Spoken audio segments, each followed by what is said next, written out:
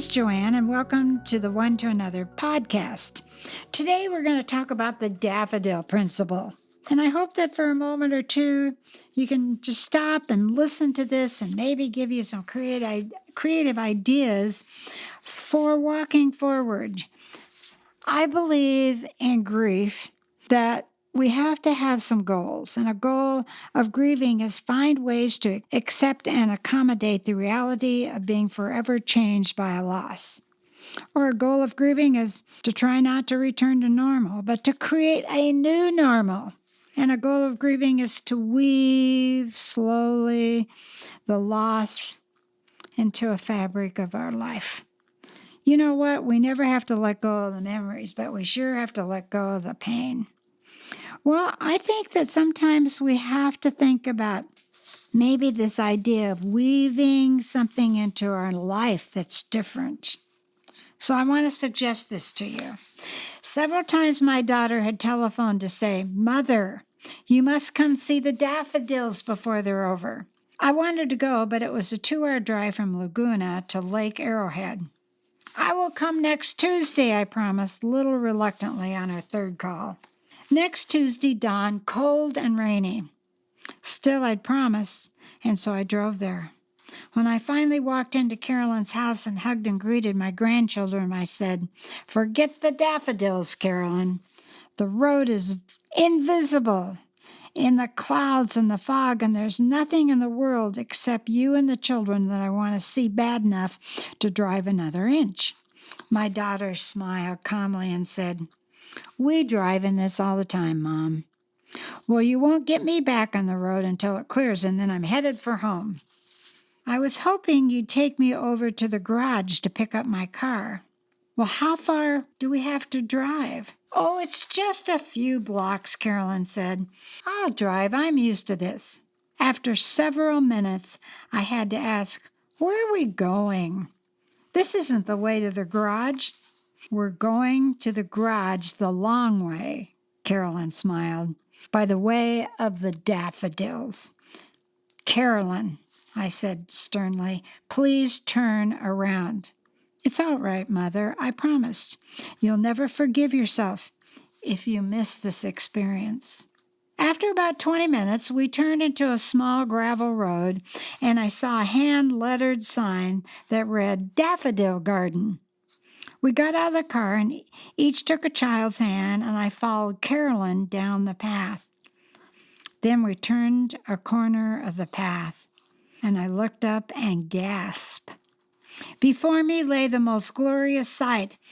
It looked as though someone had taken a great vat of gold and poured it down over the mountain peaks and slopes.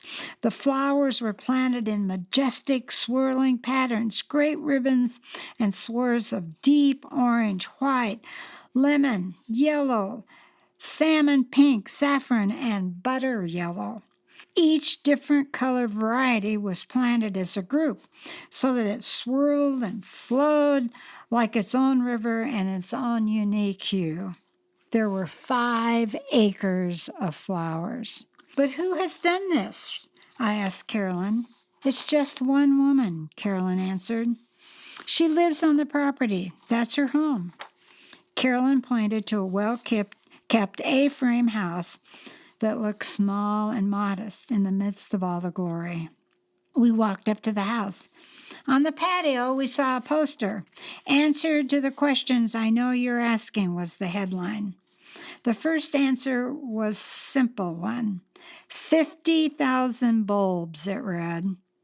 The second answer was 1 bulb at a time by 1 woman. 2 hands, 2 feet, and very little brain.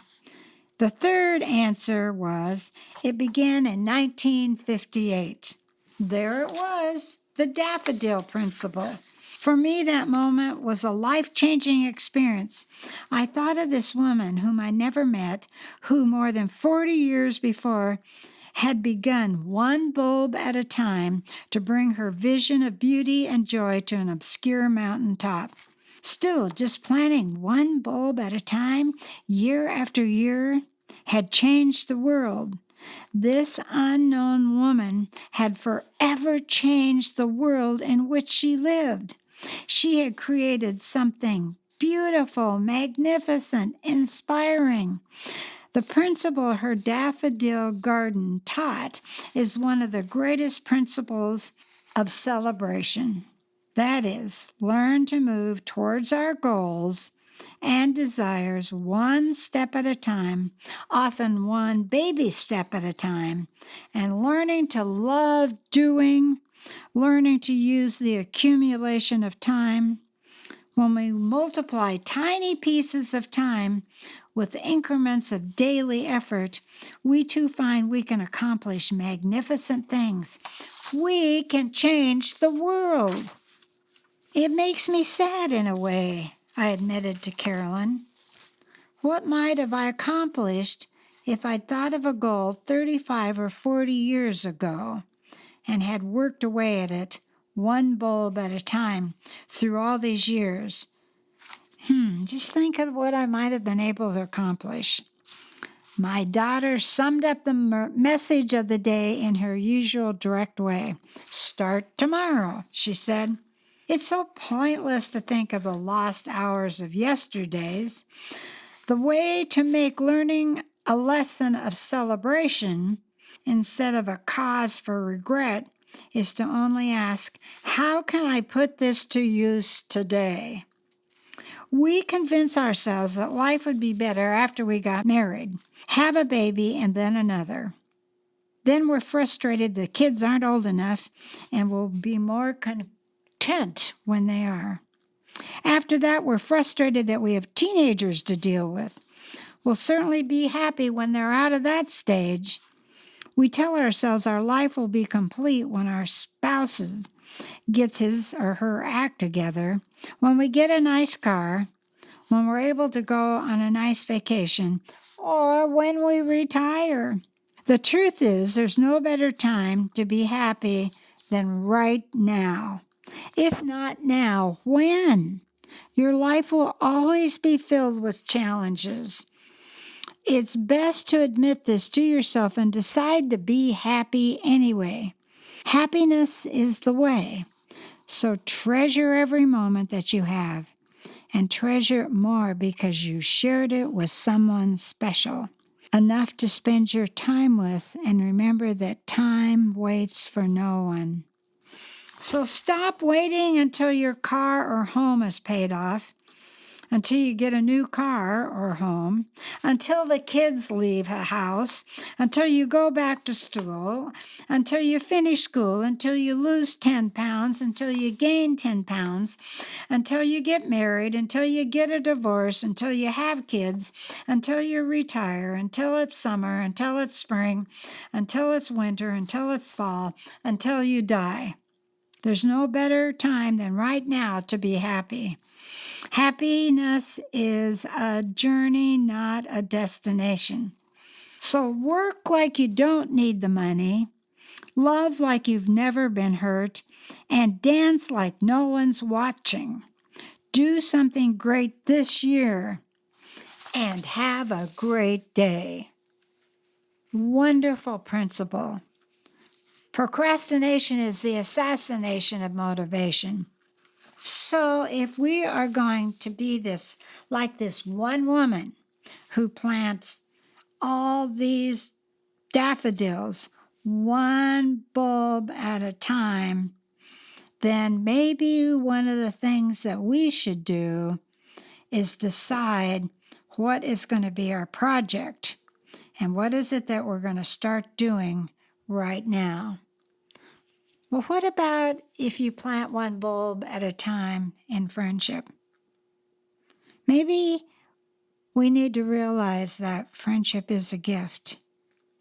Maybe you're willing to find someone who will talk you back from the edge, encourage you to follow your dream, stay up talking until 3 a.m. eating ice cream with you straight from the container, hear your darkest confessions without flinching, and keep showing up anyway.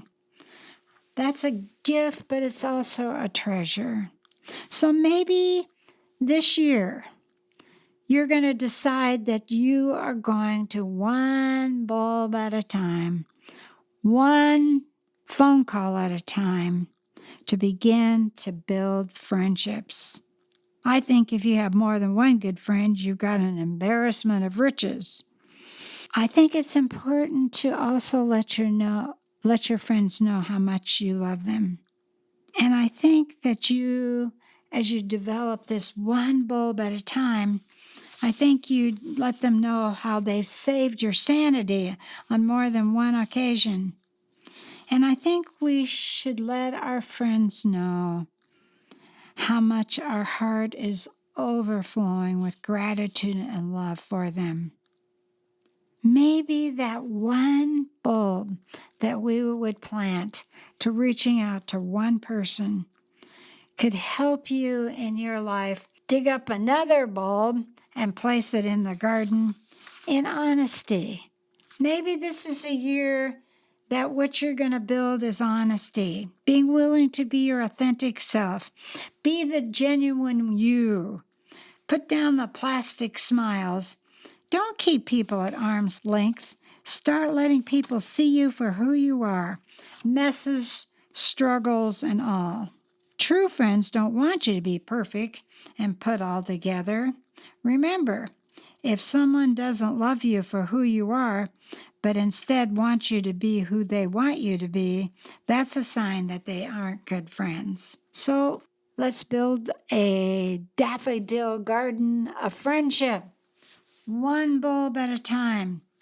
Sure, we know that friends can come and go, but a true friend sticks by you like family. And true friendship requires commitment, just like that lady putting those bulbs in the ground. We have to have an ability to have commitment. You want to celebrate them, you want to appreciate them, you want to build them up, and speak to them face to face when you are with them.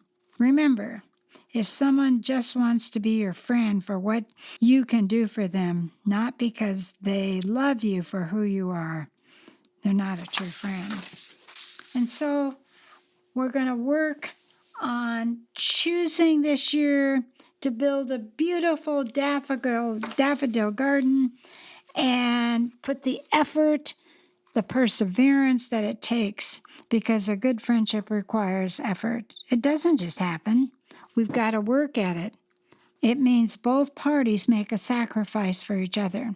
So, you want to have a beautiful garden? You want to have great friends? Start by being the friend others that you wish you had yourself. So you want to be that kind of a friend. It means picking up the phone, text or email, making time to get together for coffee. Deep relationships take time and investment. They rarely happen overnight. So remember, if you have reached out to someone multiple times and they're always too busy to spend time with you, it's probably a good indication it's time to move on and invest in another relationship. So the Daffodil Principle is the whole idea of developing one friendship, one concept, one idea, one at a time. And just as this lady has planted this beautiful garden, you can plant something beautiful that at the end of the year you're going to say, I'm so glad I invited that person out for coffee. I'm glad I made a commitment to really love her and listen to her. You know what? I do, and I have a garden of love.